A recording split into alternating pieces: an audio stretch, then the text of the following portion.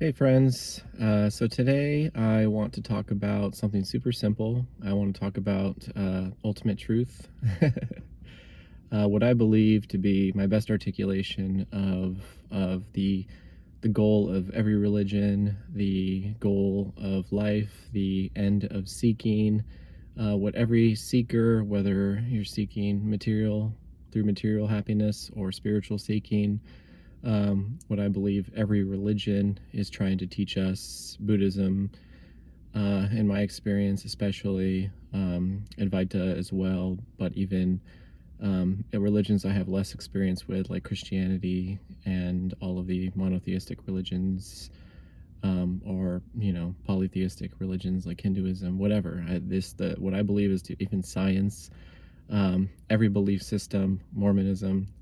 What I feel is the place where every teaching meets, and my best articulation of what that meeting place is. And I just want to speak directly from my own experience, having had my first major awakening so long ago, 20 something years ago, and having taken many paths and always ending up in the same place over and over and over again. And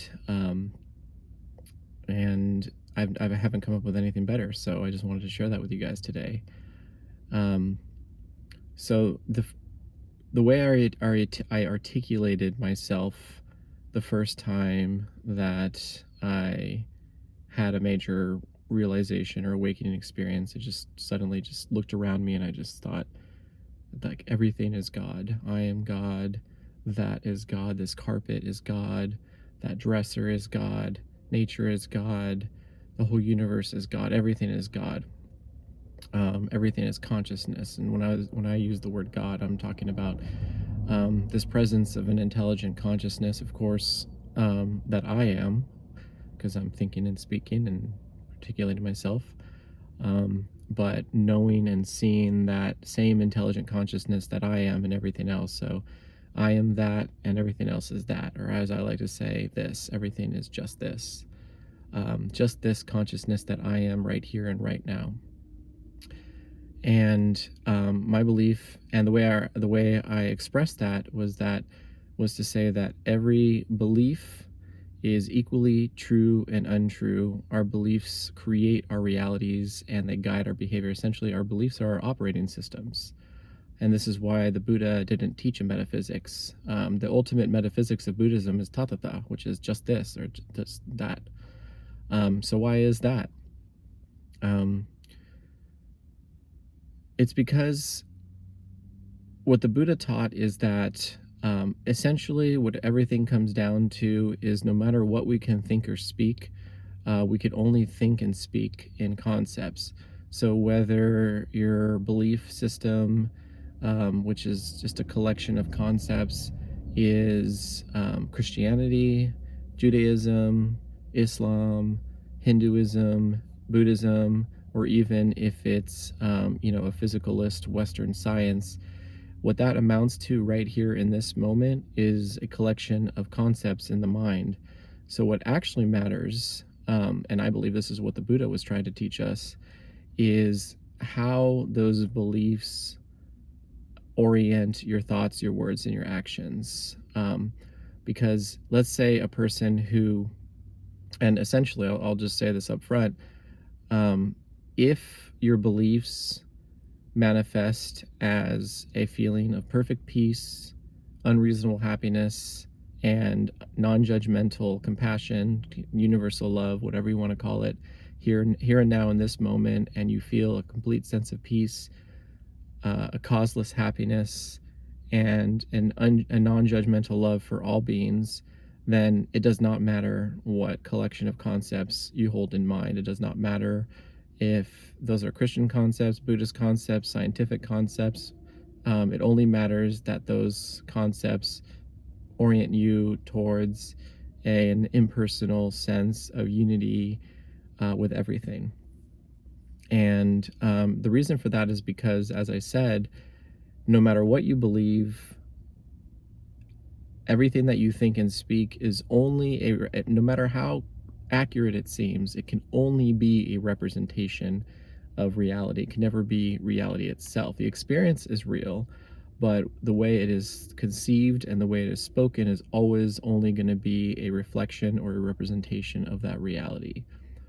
So everything that we can possibly, and what the ultimate goal of every religion is to come to its own destruction, to come to its own sensation in a sense of non-dual or a unified experience with all that is. Because ultimately, if you just take a moment and pause, the only reality there is just this. And this is the mantra that I use nowadays, is just this, just this. Whatever it is that you're looking for, whether it's a material path, to get a house, to get a car, whatever, and you think your happiness is there, your seeking comes to an end when you realize that the happiness you seek is just this. It's just this, nothing else.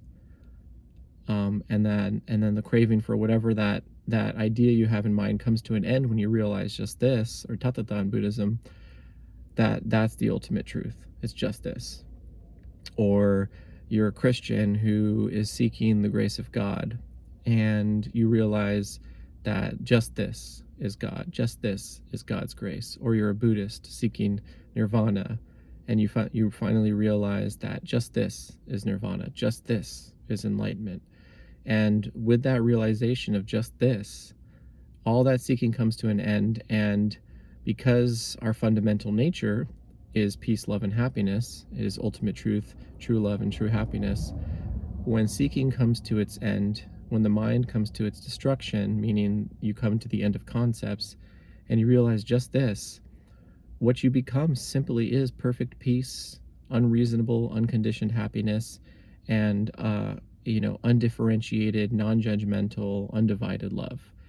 And this is what every mystic, every sage, every seeker of every religion, every religious tradition comes to.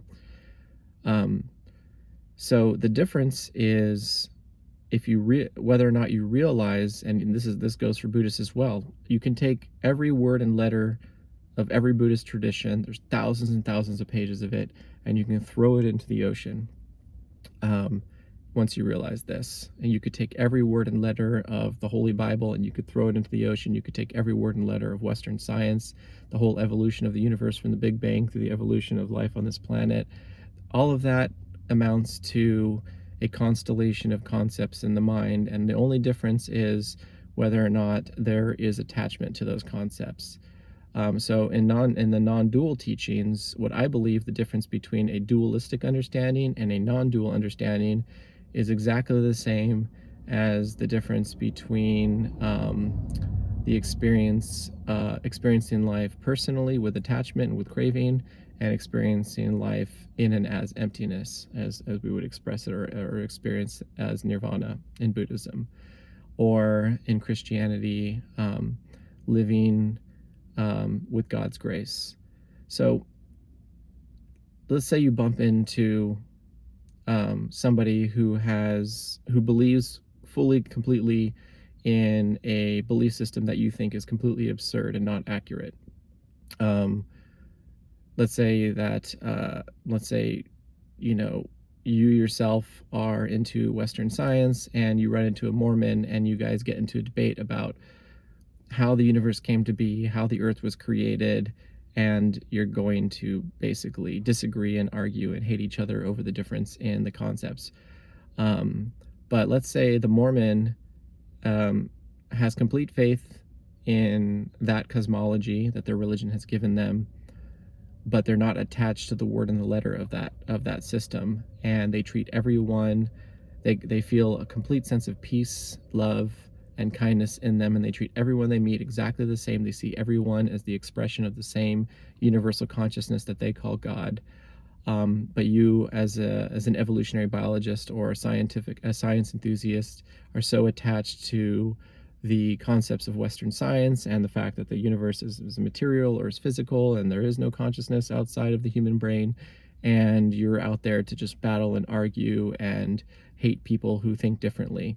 Well, from the Buddhist perspective, the Mormon who is at peace, who is happy, and who treats people with love and respect based off of their belief system, that their operating system has oriented their mind in such a way where they have no sense of separation between themselves and other. But your belief in Western science has made it so that you treat people like garbage, and you're just out there to like dispel every one of their beliefs, rip it away from them because you think that yours is right and theirs is wrong. Well, the Mormon is actually in a state of truth, and you're in a state of delusion, because ultimately, no matter what it is, no matter how accurate a belief system seems to be versus another belief system, it's always only a collection of concepts in the mind. The Buddha himself said, no matter what you call it, it is always other than that. So when the Buddha expressed his realization, the best expression he had was tathata, which is just this. And if you just take a moment to utter those words and you look at what the word this points to, that is all there is. That is everything. And you'll find that in the thisness of that statement, that all of your concepts and all of your seeking come to their end. And there's only peace, love, and happiness in that space, because that's the natural state. The natural state is a state of perfect peace, unreasonable happiness, and unconditional love.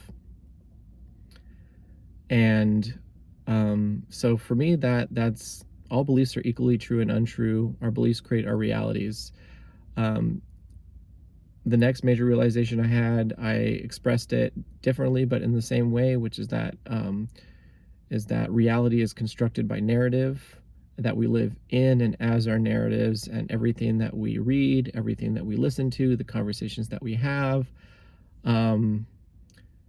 these are just ways of feeding that narrative, because our sense of self is constructed within that narrative. Our sense of self, our sense of the world, our internal cosmology, it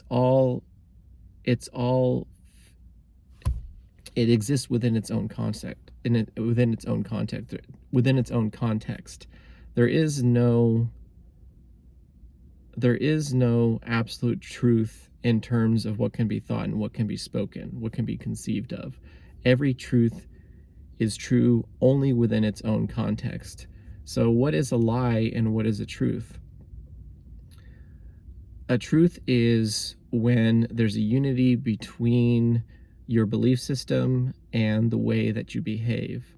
If your belief system creates a life of bliss and love and peace, and eliminates the sense of separation between self and other, then that truth is true within its context. There's a consonance, a unity between the belief system and the experience. But if your belief system creates a sense of division and contention and hatred and greed, then it's a lie. And so essentially what a lie is hypocrisy and judgment. If I was to distinguish between truth and fiction, truth is whatever creates a sense of unity, a lack of separation, a lack of hatred, a lack of stress.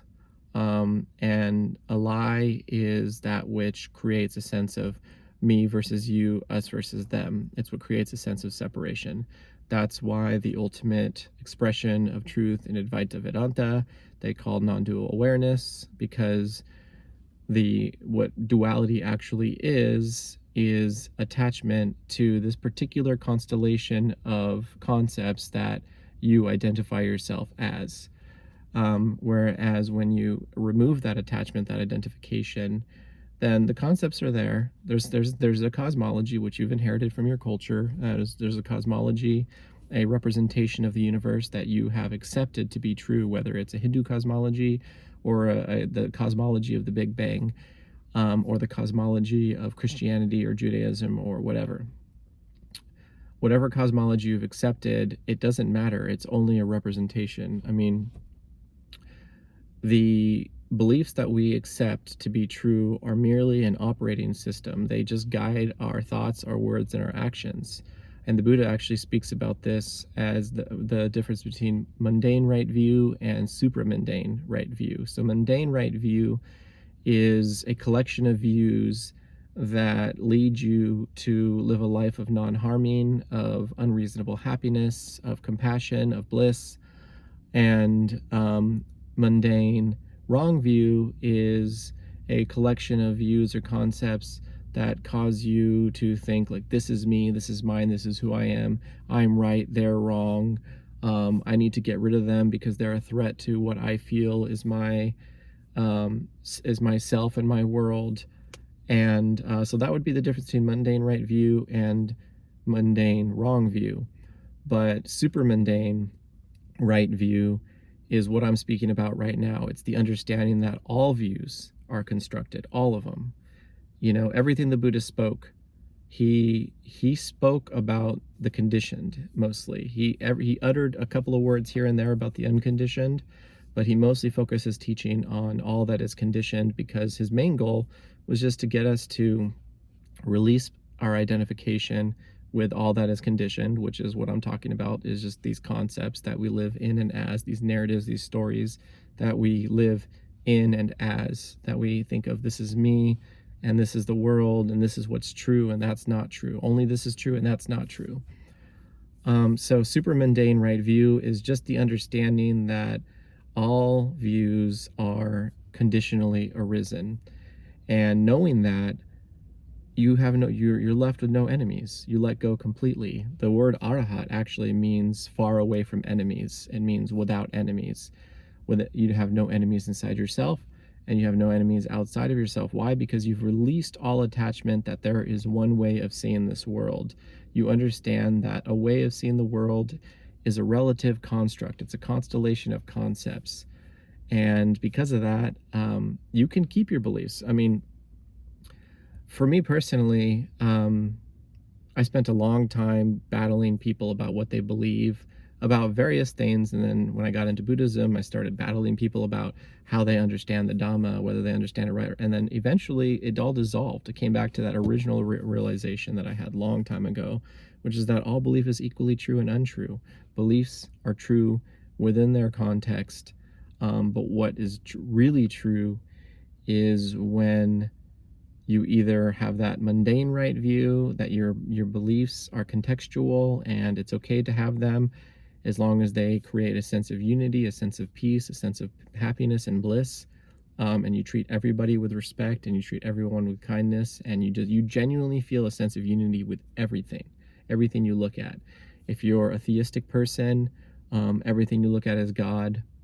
And if you're a non-theistic person, you know, everything you look at is consciousness, perhaps, because you yourself are conscious. So you say, I am consciousness, that is consciousness, and there's really no distinction. I think Thich Nhat Hanh expresses this so well with the idea of interbeing. This is his version of dependent origination, that we inter-are. That true love is interbeing itself. It's realizing that ultimately all of nature arises codependent upon everything else, and what we think of as ourselves is this mental fabrication, this hologram that we project onto this interdependent process of arising. The Buddha did not go as far as to say that what the universe is made of, whether it's an idealistic universe, a monistic idealistic universe where everything is consciousness, or whether it is a physicalist universe where everything is matter and consciousness is just sort of a very mysterious output of matter in the brain, as is popular now in Western science. But what I'm getting at here in this moment is that none of that matters. All that matters is that you understand that whatever the mind fabricates is a fabrication, and there's just this. And in the sense of just this, there's nothing to find, there's no seeking that's needed, there's nothing missing, you have no enemies, and you don't need to go out and, you know, change the beliefs of other people. One way I think of this is as the mind of a realized sage or a realized samana or a mystic,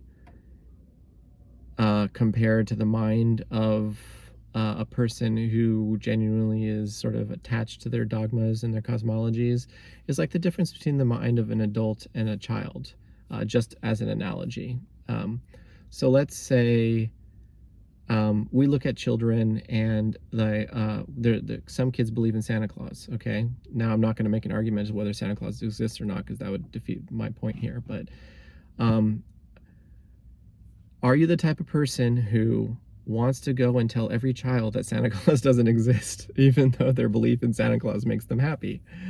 Or are you the type of person who could look at a child who believes in Santa Claus and smile and see that they're happy and just allow them to believe in Santa Claus? Who is it hurting? You know, you may know that Santa Claus is just a story that we tell children, but are you going to go and tell every kid that they don't believe in Santa Claus? No, a sage at peace would look at a child who believes in Santa Claus and just see that they're happy and smile. They're not It's not their belief in Santa Claus is not causing them to harm anybody. It's not causing them to harm themselves. Um, so it's okay to let them believe in Santa Claus. So, but the type of person who has become attached to their religious dogma or their scientific dogma and wants to go out and tell everybody that they're wrong is like that person who goes around telling every kid who believes in Santa Claus that Santa Claus doesn't exist. You're just a buzzkill. You're a mean person. That's just an analogy. But you as an adult can see that the child's belief in Santa Claus is bringing them happiness, so let them have their happiness. So just I take that same attitude towards all belief systems now. What I mean, if you could talk to two Buddhists in the same room and they're not going to think of Buddhism the same way. So we can't sit here and think that Buddhism has any closer effect on ultimate truth than Christianity does. So, or even Western science. You know, there's some people who spend their whole life studying science and they're just miserable people who go around telling other people that they're stupid and ignorant, right? But there's people who study science, and that study of science gives them a true sense of unity with all that is, and they couldn't care less what other people believe, unless their beliefs are causing them harm or other people's harm. So that's really the difference. That's the distinction that the Buddha makes. Is in the Kalama Sutra, he says, you know, when the Kalamas are asking him, like, what do we believe? All these philosophies, you know, there's so many philosophies. What do we believe? He said, if what you take to be true leads you towards, you know, greater happiness, greater peace, and greater compassion, essentially, I'm paraphrasing, then you can take that to be true. If it leads to greater division, greater hatred, greater suffering, more stress, then throw it away. So you can think of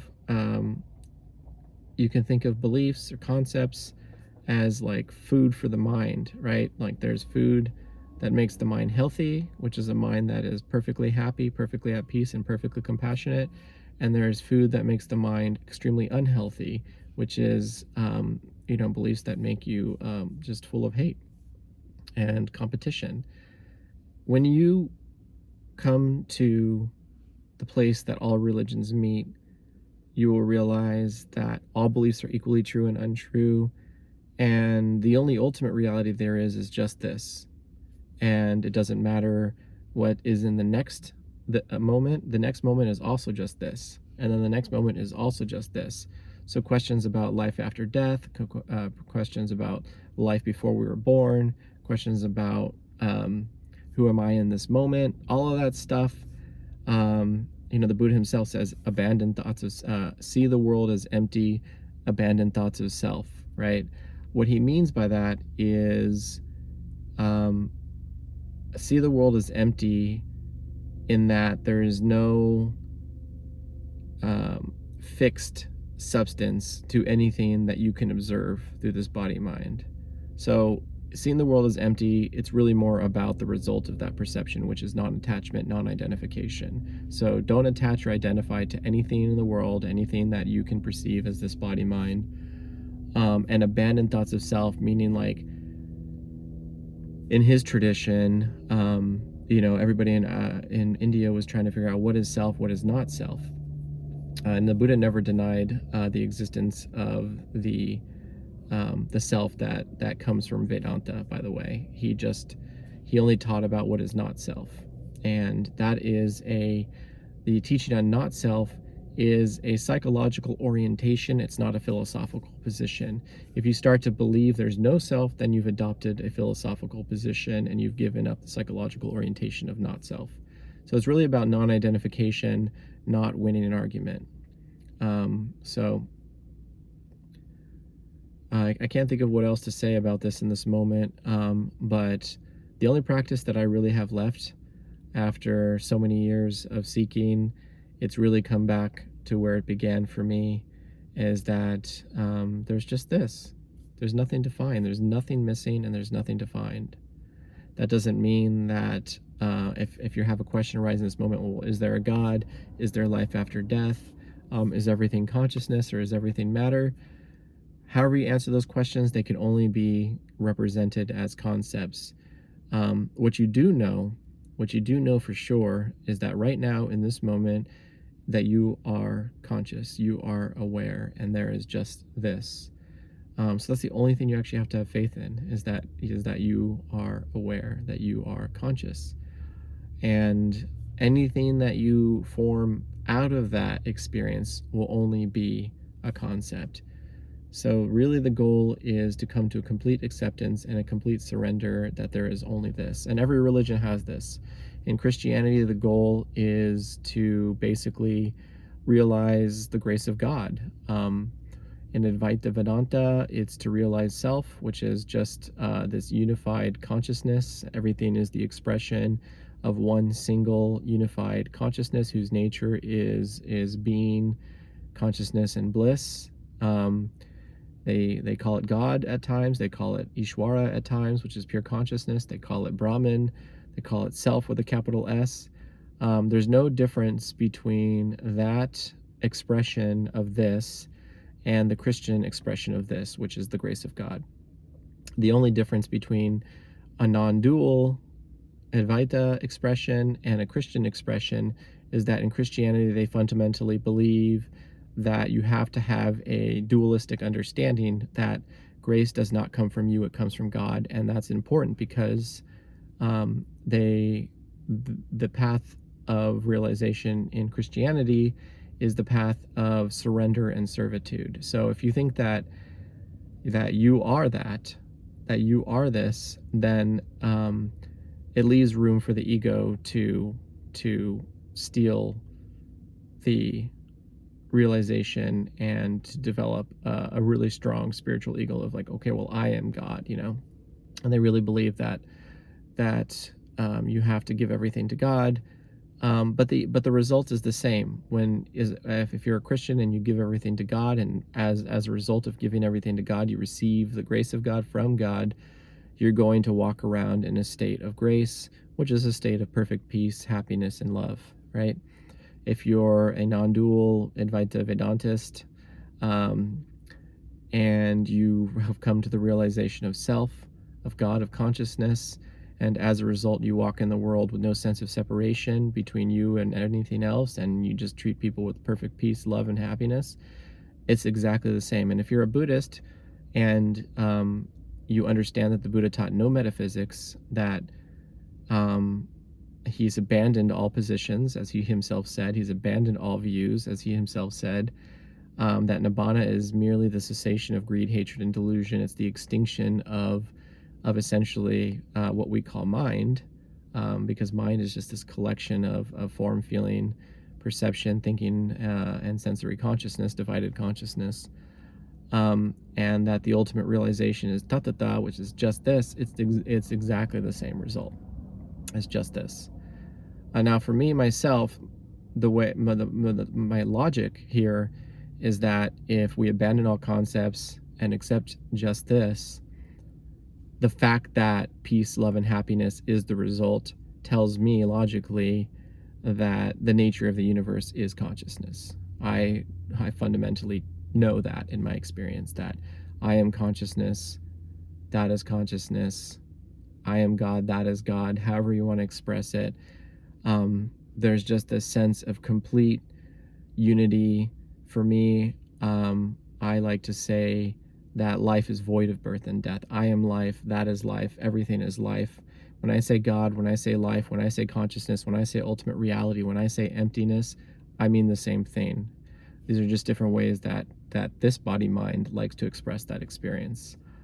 But ultimately, the quality of consciousness, meaning qualities as in is your experience, your consciousness. Experience is another word for consciousness. Is your experience qualified by greed, hatred, and delusion, by us versus them, me versus you? Is it qualified by I got to go out there and correct everyone's views, and this is what it says in the Pali Canon, or this is what it says in the Heart Sutra, or this is what it says in the Bible, or this is what it says in science, and you're stupid and I'm right and you're wrong? Is that the quality of your consciousness? If so, then you're deluded. Or is the quality of your consciousness as just a complete surrender and acceptance to this, pure satisfaction, no need to know about life after death or life before death, or whether or not the way you conceive this moment is right or wrong, or another person? That is your quality of consciousness, just a sense of complete blissful unity with everything, because you've taken out that process of identification, that thing that makes you feel separate. If your quality of consciousness is that of unity, then you've got nothing to look for. You've realized that nothing is missing, nothing has ever been missing. So I believe that's where I believe that's what all religions come down to, or even I mean, I've met people who are carpenters who are at that piece. They just like to build things and they have no questions.